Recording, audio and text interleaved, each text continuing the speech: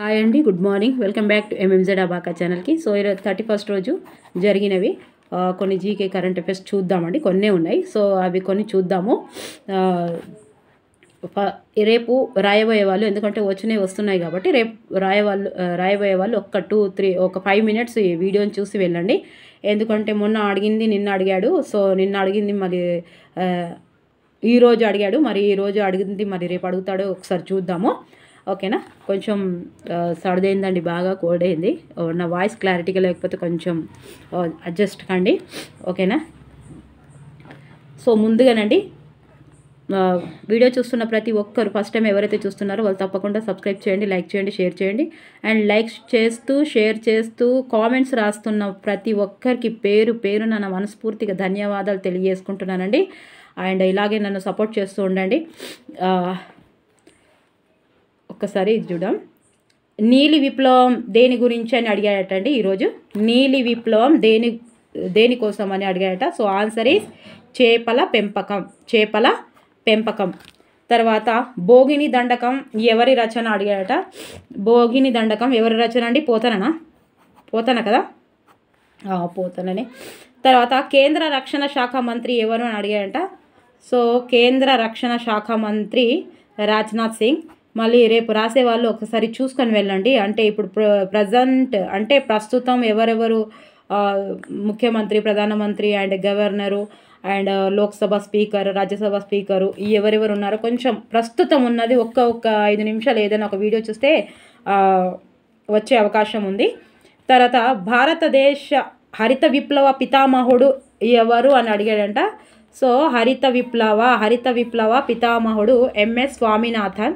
So ఇవి కూడా కొంచెం గట్టిగా వినండి ఇప్పుడు, ఎందుకంటే రేపు కూడా ఇందులో నుంచి రావచ్చు.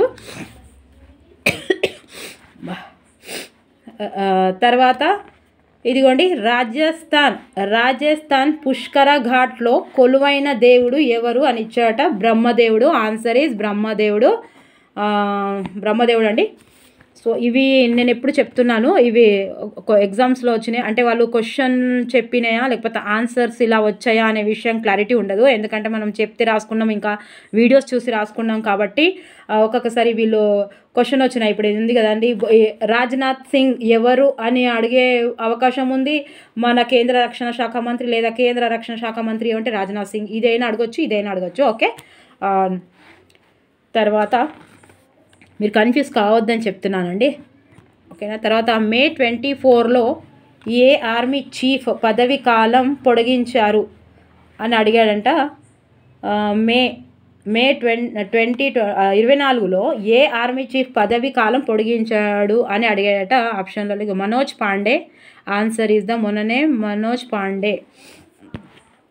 ఆయన పదవి కాలం పొడిగించారట. సో గార్గి మాత్ర ఇది కూడా వచ్చింది మన హాస్టల్ వెల్ఫేర్లో ఫస్ట్ ఎందులోనే వచ్చింది. గార్గి మాత్ర ఏ కాలం వారు అని అడిగాడట. సో వేదకాలం అండి, వేదకాలం నుంచి. ఓకేనా. తర్వాత 2026 వింటర్ ఒలింపిక్స్ ఎక్కడ జరుగుతాయి అని ఇచ్చాడట. సో ఇది ఎన్నిసార్లు ఇచ్చాడండి? 3 సార్లు వచ్చింది ఇప్పుడు మన డిఎస్సి ఎగ్జామ్ స్టార్ట్ అయినప్పటి నుంచి. తర్వాత ఇదిగోండి, దాని ఆన్సర్ ఈజ్ మిలన్ కొర్టీనా జార్జివా ఏమో ఉంది. మిలన్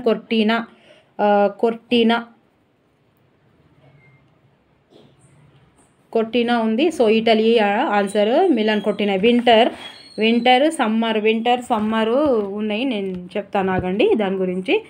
అవి ఏంటి అంటే ఇదిగోండి, ఇవి సమ్మర్ ఒలింపిక్స్ అండి. రేపు రాయబోయే వాళ్ళు ఇందులో నుంచి నిన్న ఇచ్చాడు. నిన్ననేమో ఇది 22, ఇది 28. సో ఇది సమ్మర్ది 28 ఇచ్చాడండి మొన్న. ఇప్పుడేమో ఇదిగోండి 26 మిలన్ ఇటలీ అని ఇచ్చాడు. అయితే సమ్మర్ 2024 ప్యారిస్ ఫ్రాన్స్లో సమ్మర్ 2028 సమ్మర్ లాస్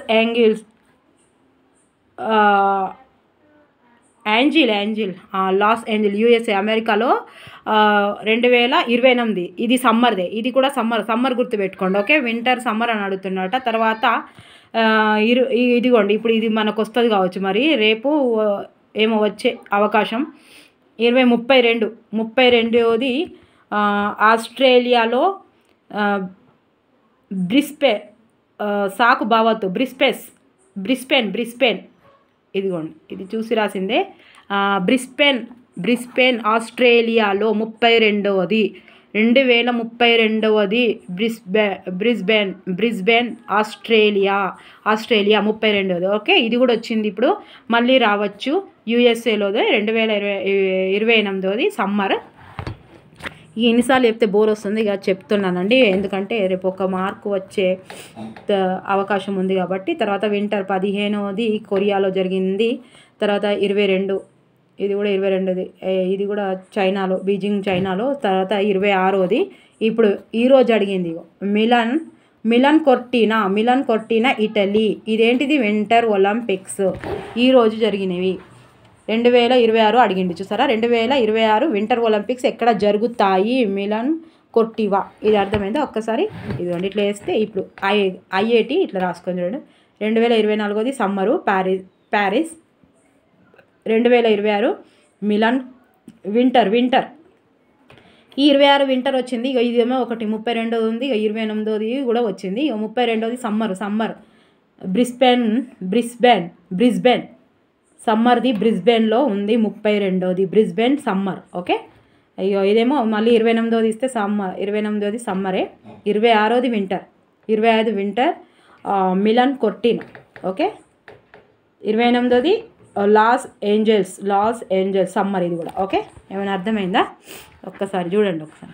తర్వాత ఈ రేడియో ఫస్ట్ టైం ఎక్కడ స్టార్ట్ చేశారని అడగట. ఈ రేడియో గురించి మనకు హాస్టల్ వెల్ఫేర్లో కూడా ఇచ్చాడండి రేడియో గురించి. అండ్ ఈ రేడియో గురించి కూడా మనకు 3 క్వశ్చన్స్ కూడా వచ్చాయి.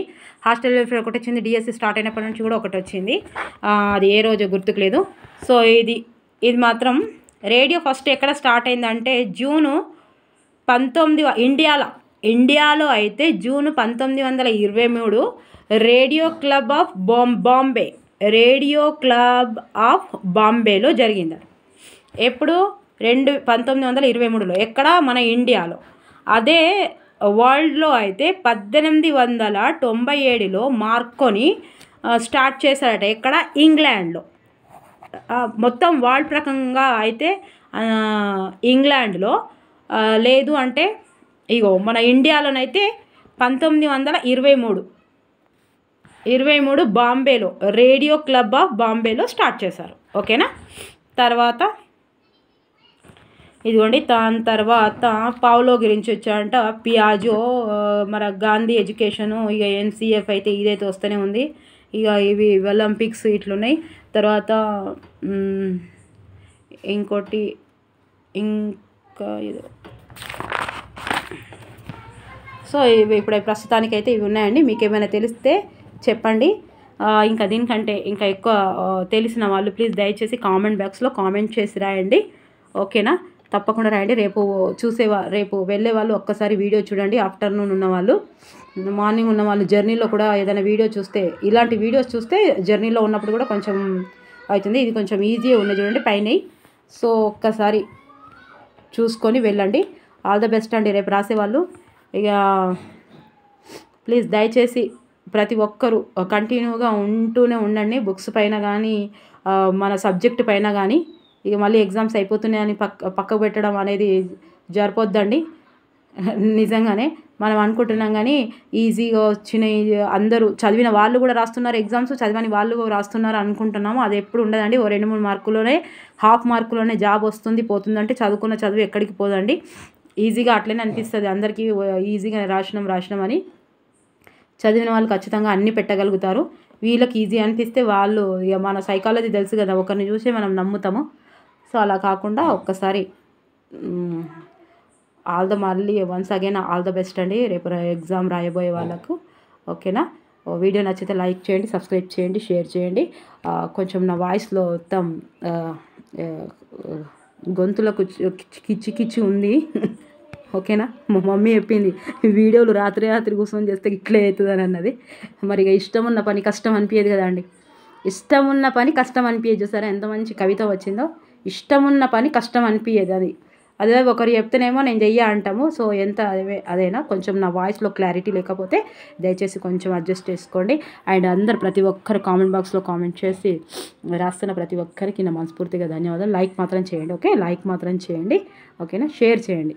Thank you for watching. Bye, take care.